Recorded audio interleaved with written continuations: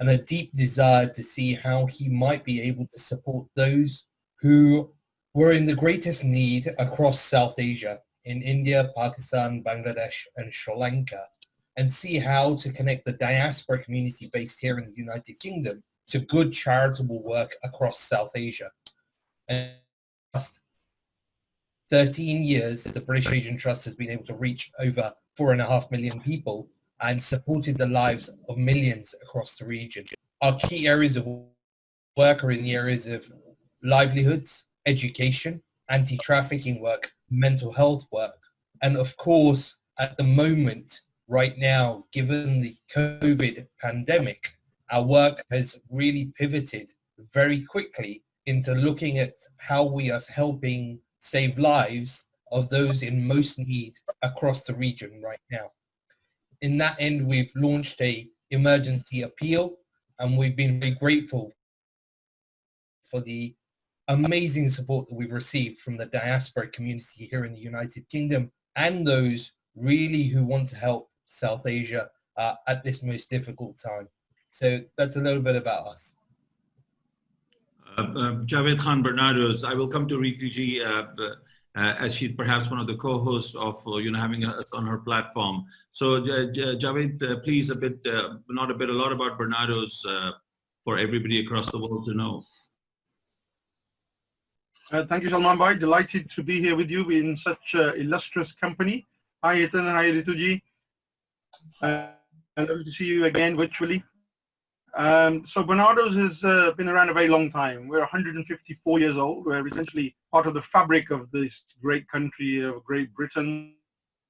And since 1866, Barnados has had one purpose, and that is to strive to support the needs of the vulnerable children and young people in this great country of ours. And I often, when I say that, people say, particularly people from overseas, they say, what do you mean vulnerable children in Great Britain? This is the sixth largest economy in the world, and people find it hard to understand how there can be vulnerability here. But if I just share with you that, there are 4.5 million children who are living in poverty. These are pre-COVID statistics, that 1 in 4 14-year-old girls in this country of Great Britain has social anxiety and is not being supported for mental health issues. And then if you add to it all of the other statistics around children being exploited criminally or sexually abused, those children who don't have the gift of having loving parents or a family to rely upon, who are in fostering or waiting for adoption, and the list is endless, really. That is modern day Britain. And Barnados had stood strong for 154 years to stand up for those children and young people. Now we are the largest children's charity in the United Kingdom. We employ over 8,000 paid staff and 20,000 volunteers. We support about 300,000 children and young people, their families, carers every single year. In the United Kingdom through over 1,000 services across all 4 parts of the United Kingdom. So Northern Ireland, Scotland, Wales, and of course, England. And I've been the chief executive, huge privilege to be the chief executive for the last 6 years. And, I often say to people, come and visit Barnados services. And people say, yeah, we'd love to come. But I say, do one thing, bring a handkerchief with you, because I dare you not to have a tear in your eye when you come and see the work and the plight of the most vulnerable, deep beneath the surface of Great Britain, to meet the children that we stand for. We don't do the easy stuff. And COVID, of course, it'd be remiss of me not to mention that. All those statistics I just shared with you are pre-COVID. The situation has got much, much worse in the last 12 weeks of lockdown. More children are exhibiting mental health issues because of isolation, because of them being locked in their homes.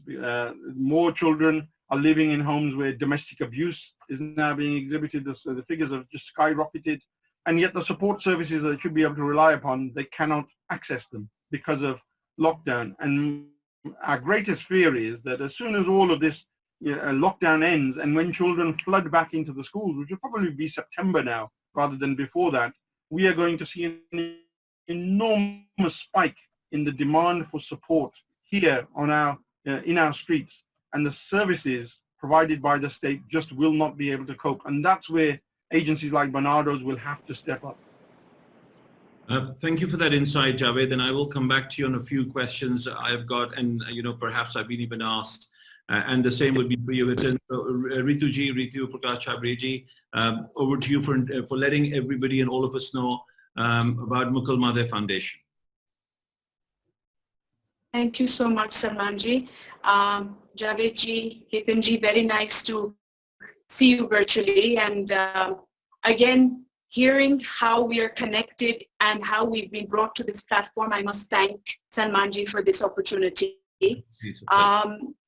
Mukul Madhe Foundation is 22 years old, was established here in India, and I'm happy to say that we have now a registration in UK as well.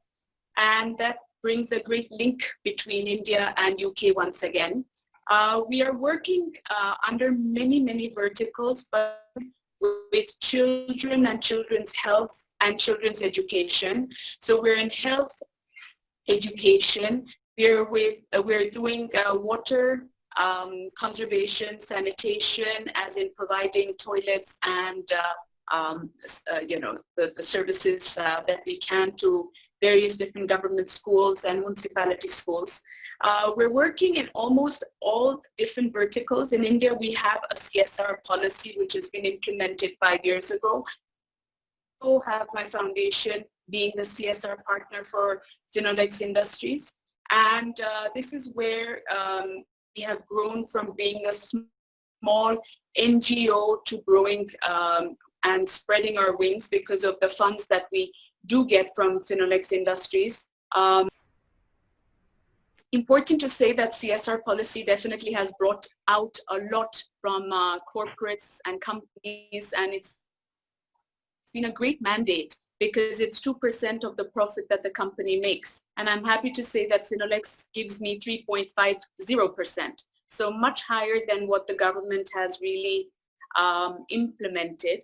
And at this present moment, what we are doing is working very hard for COVID. And the last, since the end of February, we've been working with COVID and preparedness for COVID, where we've prepared with, the ladies that we're supporting for skilling and livelihood. They've been helping us make the masks. We've been distributing cloth masks. Also, preparedness with the PP95 masks.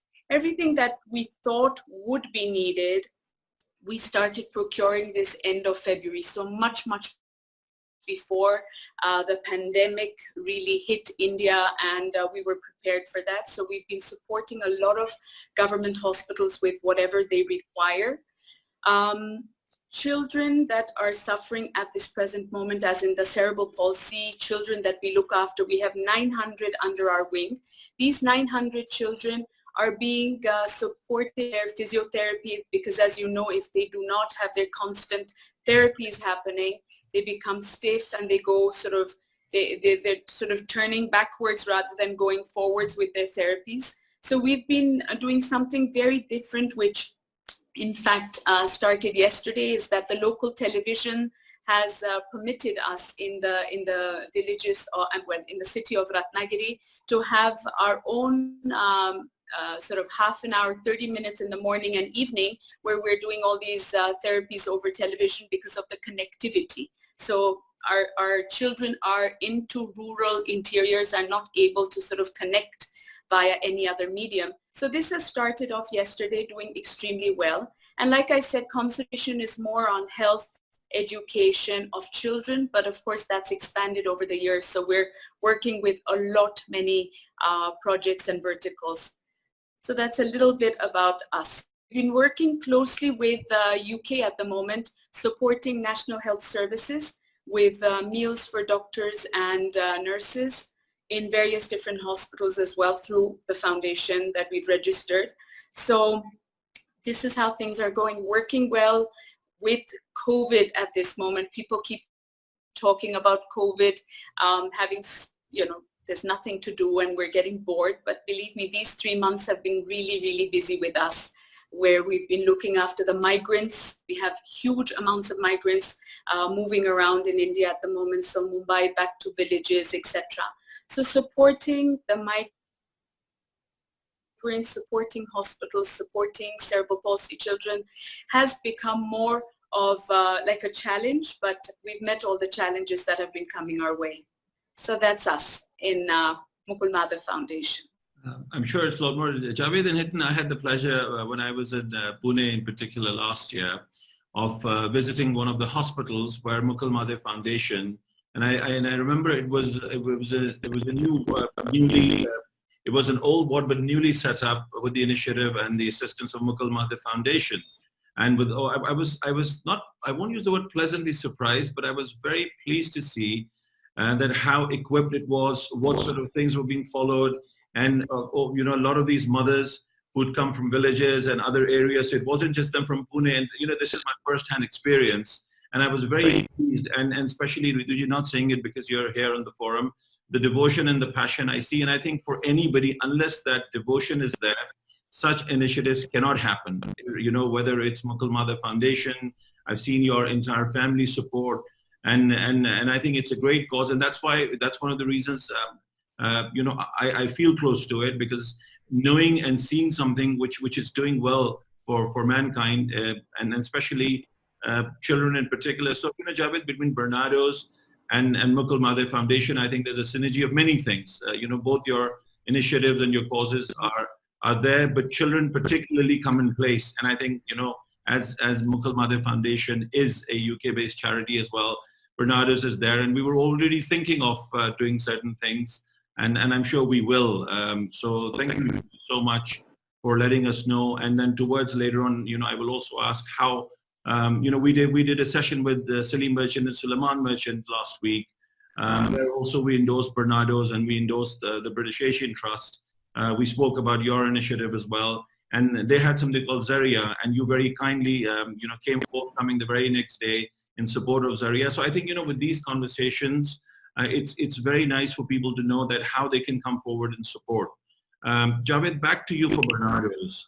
If you recall a couple of years ago when we were looking, how does the BAME community, Javed, would you like to explain to people when I use the word BAME, what does that stand for? B-A-M-E? Black and minority.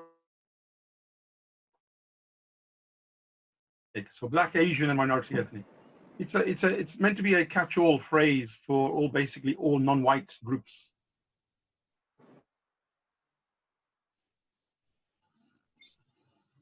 Yes, but I don't want to spend too much time on COVID-19, because I know that everybody in, you know, the media keeps us all quite aware of whatever is happening. But Rituji, in India right now, you know, you get mixed stories. Are the cases generally increasing as we get to here? Well, Maharashtra definitely has a very, well, on a daily basis, I mean, the last 1 week, we've got many more cases happening. We have, because of the densely populated slums that we have, the migrants are on their way out. There's a lot of sort of brewing and breeding at this present moment, because there has been a lockdown. However, I don't feel that the lockdown has been a very successful lockdown. While we were, you know, now that we've started opening out, we haven't got enough measures taken for us to feel that we are safer out there. So I feel the last 10 days, I would say 7 to 10 days, we've had many cases coming into, at least in Pune, we see a lot of cases. And if I'm speaking to people in Mumbai, doctors in Mumbai, again, the same thing. So we are the two cities in Maharashtra sort of high with the numbers and growth in the numbers.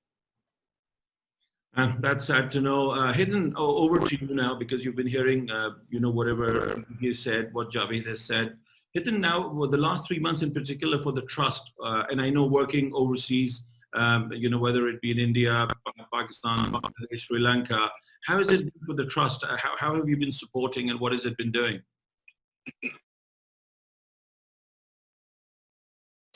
Salman, thank you. 3 months ago, His Royal Highness the Prince of Wales helped us launch an emergency COVID-19 relief appeal. We were starting to see the numbers ramp in countries like India and Pakistan. And actually now, when you look at the statistics ongoing, the numbers in India and Pakistan is rising. As Rituji mentioned, Maharashtra state, Delhi is also another place in India which is now starting to see huge rises.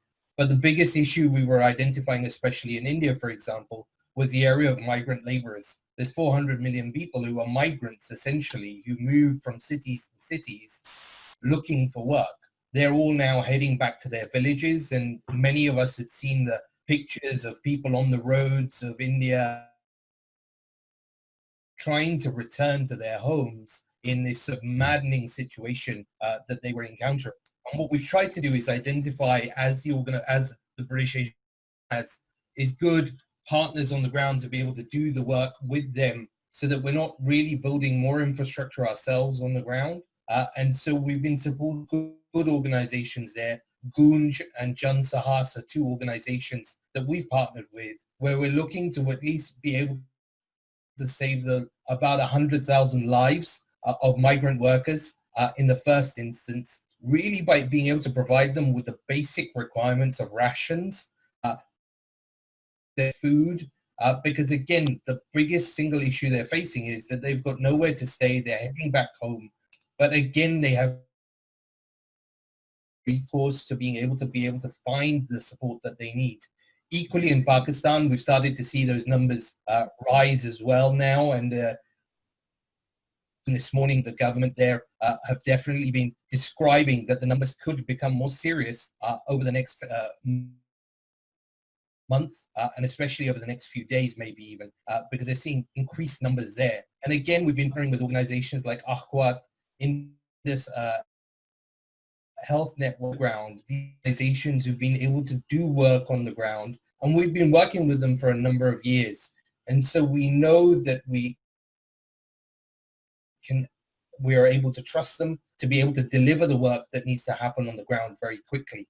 We're also in Pakistan been seeing a lot of the ability to be able to transfer very quickly to people, to be able to put money into their hands, to be able to go and buy their own rations on the ground as well. And most importantly, Salman, in and amongst all of this, is the reporting, monitoring, and evaluation of that work. So it's not just, here's some money, go away and do all this work. It's our teams on the ground in India and Pakistan, for example, on a daily basis being able to monitor the situation and understand what's going on. So we've really seen how we've been able to ramp up work there. But equally, we've seen the diaspora here in the UK really get involved in a big way. We had, as you know, something called Big Curry Night in a few weeks ago now, where we got various people to be able to support their local curry houses. Those communities here in the UK have seen the downturn in their businesses as well. Purchase a curry and make a donation to the British Asian Trust. We saw thousands involved across the country, including a whole host of celebrities, including the likes of Piers Morgan and Amy Jackson and all kinds of others as well. A real opportunity for everyone to be able to try and get involved and see how they can support. Knowing about Mukul Madhe Foundation, I'm sure from before as well, and again, whatever we heard today, how do you synergize, how could we see the British Asian Trust supporting the foundation? And have you been to Pune and seen the work and the type of work they're doing at all? Yeah, so we've had a couple of conversations with Rituji and the family. The Hinduja family as well have been great supporters of the work of the British Asian Trust.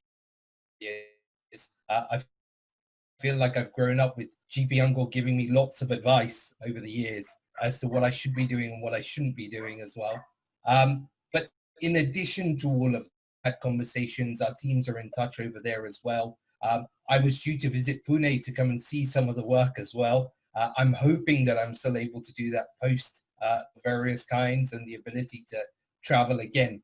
And so I'm sure we'll be able to find areas of being able to support. But again, I think the main thing has been that I think organizations on the ground are doing good work. It's about seeing how we're being able to do these at scale and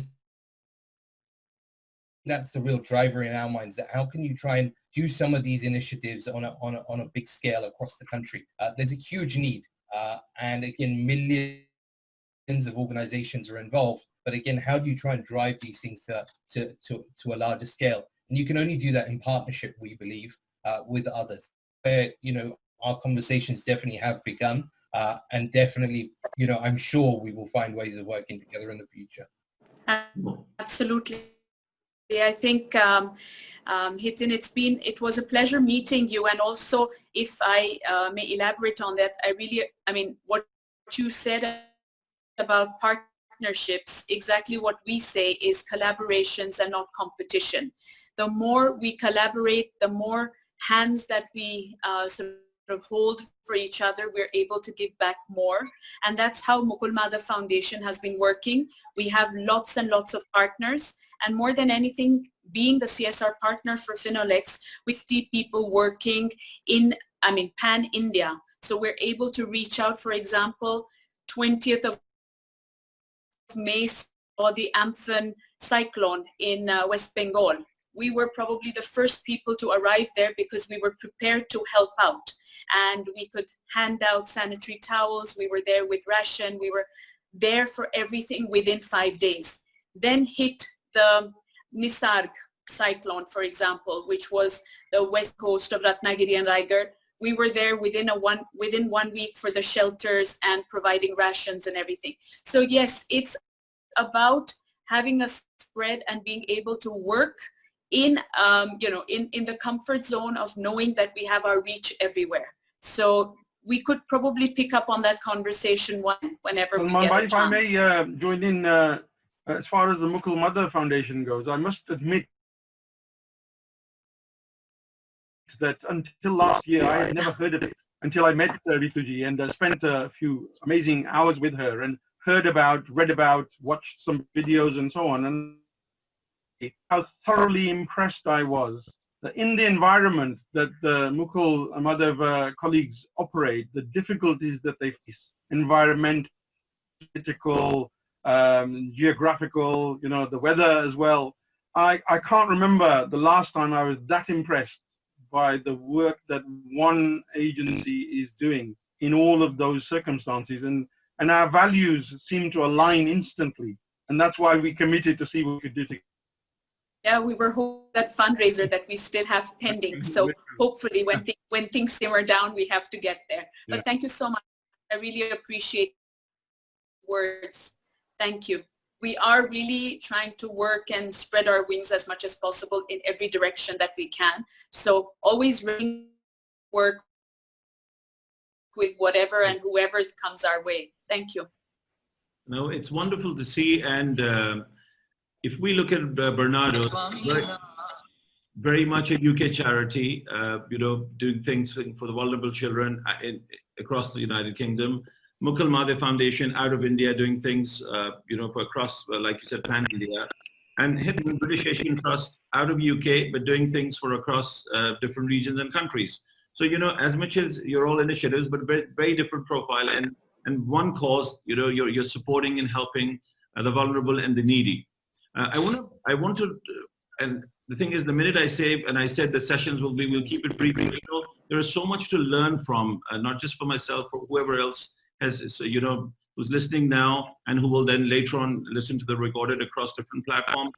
Mental health in all this, I believe, is a very common subject, and especially in pandemic. Rituji, very sorry to hear about somebody you'd probably known a lot better than I've only known of him. Sushant Singh Rajput, I believe, we got to know, a very promising Bollywood artist. He passed away this morning with suicide, supposedly, or whatever has come out. He was under depression for 6 months. So it doesn't matter what fame you have, what name you have, what money you have. Anyone can get depressed. It doesn't have to be the ones who are not privileged. The privileged ones also go through this. So Hidden, I know that mental health is one aspect of British Asian Trust, very strongly supported. Would you like to just say a bit on it? And then I'll ask to hear from Javed as well. What feedbacks has he got from his team of this pandemic and current pandemic situations with mental health?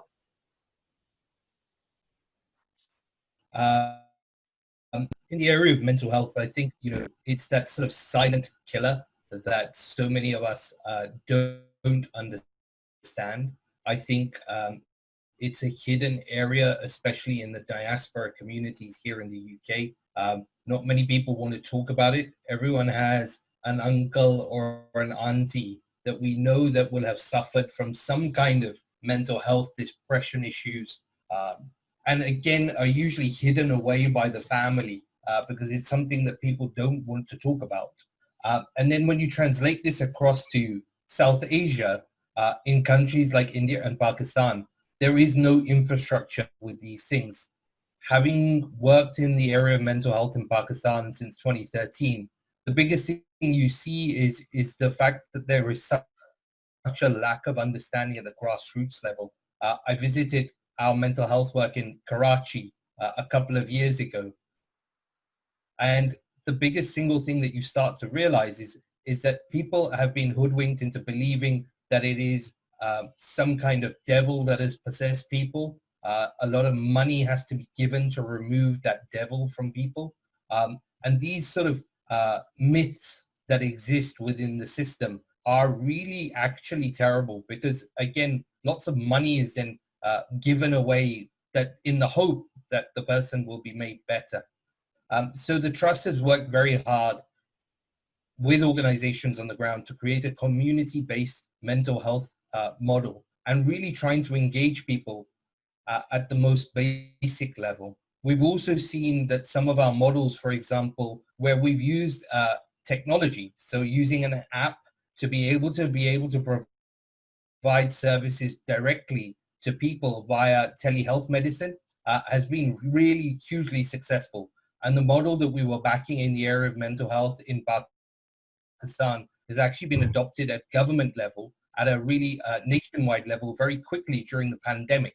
Because again, this took advantage of the fact that you'd have lots of women doctors who weren't practicing because once they got married, they would be expected to stay at home. They were suddenly being able to use the app as a way of being able to interface with patients from the comfort of their own home, staying within their culture and tradition, but being able to then provide a service for which they've been qualified vastly. So we've seen that these kinds of things, especially in the area of mental health, that you can really see how you can use technology to make a difference. And we've seen that happening a lot here in the UK as well, with various models as well. But the real thing with mental health is how you start a conversation. And we're fortunate that in Pakistan, for example, we have, with a charity partner with the Pakistan cricket team, Rahat Fateh Ali Khan, Salman, thanks to your support, is another ambassador of ours there, Mahira Khan and others, have really helped engage a conversation that it means that it's okay to talk about these things. Wait, and I think that's the biggest first barrier. You say this about what you're doing there, but what about in India? And Rituji, how extensive is mental health an issue across India? Of course, the size, the population, everything is in 100-folds of anywhere else. How strong of a concern and problematic matter is it across India? Well, I'm glad you're asking me this question. That's another vertical that we work under. Over the last 6 years, we see that mental health has been a prime, prime focus for a lot of people. People are coming out of the closet, wanting to speak about it, looking for the right people. So over the last 5 years, we've been having concern for mental health from UK. Coming into Pune, we have a program that we set up for caregivers as well as teachers and those who are working in prisons so that they know how to deal with depression, with mental anxiety, etc. So we have a 7-day, a 5-day program that we have, and we have psychologists and psychiatrists coming in from London. And this has been taken in very well. So on average, we have about 140, 150, people, from various different backgrounds coming and joining us. But what we did last year, which was very, very interesting, is that we could convince the local education department to enable us to talk to teachers, to speak to teachers in, in municipality schools, in the government schools, who have had no formal training on how to identify a problem. So we managed to do that. We did this in about 27 different schools. So we managed to bring in about 300 odd teachers.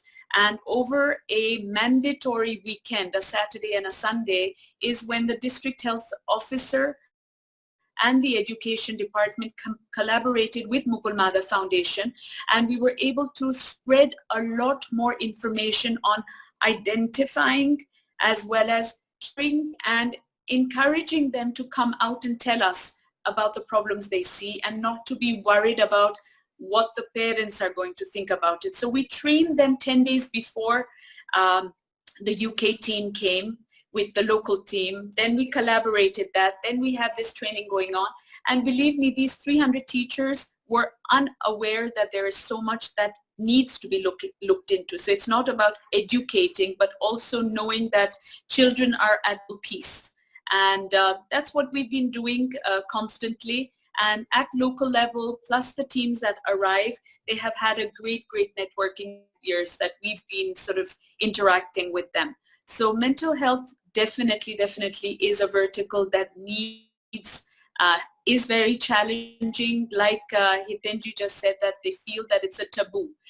It's like you need to be doing prayers in order to take that out of the system rather than actually scientifically or health reasons are behind this. They don't want to accept it. But I feel over the last 5 years, there's a lot of boundaries that we have crossed, and that's what we are aiming to do more and more. But interesting enough is to work with those in the prison.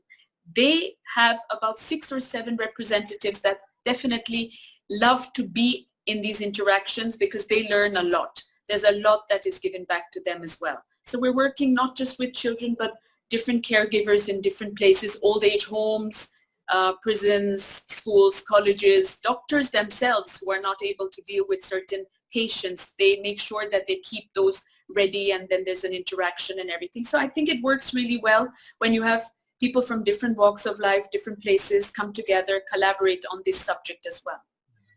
Thank you so much for enlightening us. Javed Khan, all yours. And I wanted you to be left last to this particular subject, please. So I'm really glad you raised the topic of mental health because it's such a significant factor, as we just heard, in South Asia. But actually, there are a lot of parallels with what's going on in Britain here and now as well. And of the 1,000 plus programs that Barnardo's runs, there are 3 major headlines of big services that we run. And so, for example, one of those is children in and leaving care, fostering and so on. Secondly, children who are abused or exploited sexually. Second one, and the third big one for us is mental health, what we're talking about now. And I'm on record at platforms and various speeches and articles before COVID of describing the mental health challenges in the UK being in crisis. Not enough resource, not enough support, and not early enough for those that need it was what I used to talk about. Now, I'm actually not talking about a crisis anymore. I'm talking about a catastrophe in modern day Britain. And I don't use that language easily because we are a highly developed superpower, 6th largest economy, as I said earlier. And yet we are facing a catastrophe in this country in terms of supporting mental health issues. And usually adult mental health gets talked about a lot, but children's mental health doesn't get talked about enough. And so we've been doing a lot of work about this. And in terms of, people ask the question, well, what's the answer? Well, the answer is, from Barnardo's all of the decades that we've been involved in this, the answer is to provide support early, at the first sign of a signal of emotional distress, social anxiety, usually happens in the early teenage years. That's the time to intervene and provide support. It normally gets spotted by the teacher because of some kind of behavioral change, sometimes by the parents, sometimes by the GP, those who are lucky enough to get the appointment and get referred. But then unfortunately, even with our highly developed system, we don't provide the support early enough. And that's what Barnardo's tries to do. Get the support in early through counselors, through therapists, through intensive support to prevent that young person from developing more severe symptoms later on, which becomes a huge drain on an already stretched system. Now, because of the company I'm talking to here today, in terms of the Black and Asian minority ethnic people in Britain, we know there is research out there that there is a disproportional impact on those young people from those communities, South Asian young children in particular. And so it's becoming better and better understood. And what Barnardo's has tried to do over the last few years, and you've been helping us with this, is to reach out to the South Asian communities in the UK. Because Barnardo's been around such a long time, it's had amazing support from the great British public, with royal patronage going back all the way to Queen Victoria and the Duchess of Cornwall being our patron now, who took over from Her Majesty the Queen, who was our patron for 33 years. Lady Diana was our president for 12 years. So we've had great support. But actually, the modern day Britain, the BAME, the South Asian communities are growing fast. They are in their third, fourth, fifth generation, very well-to-do people here. And we are reaching out to them, and they are very positively responding to us as well with great support, because people here are saying now, well, I was born here, educated here, my children are born here, this is where I'm going to stay. I actually want to use my money, not just overseas, but I want to see what difference it can make on the streets of Britain as well. And the Barnardo's, Myra Khan is an ambassador, Bilal Ashraf, the superstar from Bollywood, Salman Khan. These people do not reside in Britain, but they have gone out of their way to help Barnardo's spread its message to the South Asian communities in Britain to say, you need to support this charity as well. And we've been supported amazingly. So we've raised millions of pounds during COVID through our crisis appeal. The great example, a very successful Ramadan appeal that we had this year for the first time. We've never done one before, but people came out in their thousands to support Barnardo's, and mental health was a key issue that we were talking to them about. So as much as the catastrophe that I talk about, I actually am very hopeful. I see that at the other end of this, that one way or another, we will have highlighted the issues in a way and reached people in communities in a way that we perhaps hadn't done before. And that can only help us in the future. Oh, very much so. I'm just going to request that, we can continue speaking because the subject, is so close to everyone's heart, but then, there are time limitations. And what I would like to walk away with today is ideally, Hiten, if I could, with not a lot of months ahead, that there is an association between British Asia Trust and Mukul Madhe Foundation.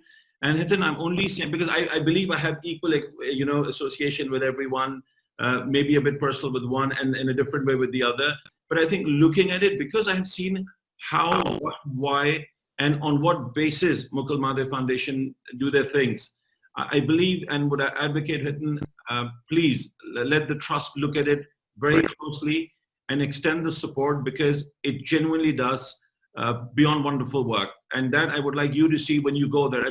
I would not have said this if I hadn't seen on ground, if I hadn't followed Mukul Madhe Foundation. So seeing is believing. So that's a request to you, Hiten, and Javed Khan, again, with the Mukul Madhe Foundation having a UK registered charity as well, ways in which we can mutually work, where it is just like for Barnardo's in 2017, when we were mutually thinking, how do we connect it to the British Asian community?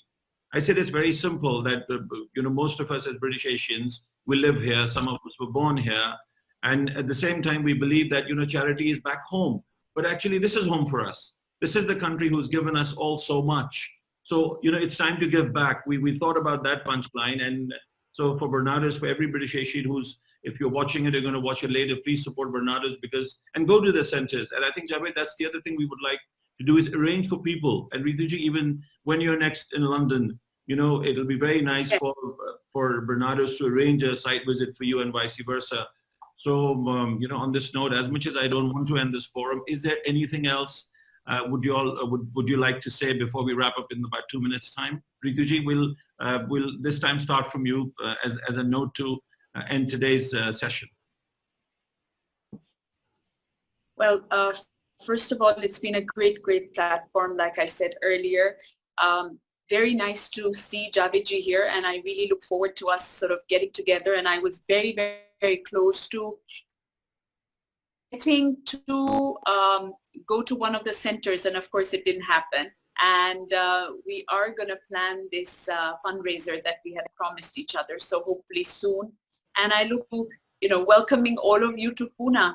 I mean, you don't even have to come to Pune if it doesn't bring you here, but at least visit our, our website, look at the work we do, and we are daily updating it because we're everywhere. Basically, I mean, I really don't know from day to day what is happening, but there are lots of ways of collaborating, and I would definitely like to do something with Barnardo's in UK because like you said, I have also grown up in UK, and I always feel that there's room to give everywhere. So live to give is the motto that I follow. Is believe that we have something where we can sort of overlap with the work, and I look forward to touching base with everyone once again whenever possible. Salmanji, I think you'll be the catalyst to get us all going together again.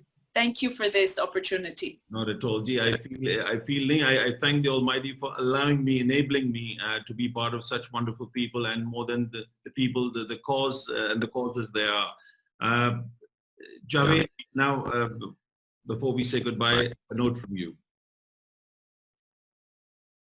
So, delighted to have been part of this great thanks to you for the time and effort you put in behind the scenes to make this happen. It's never easy, and I know you're a very busy individual as well.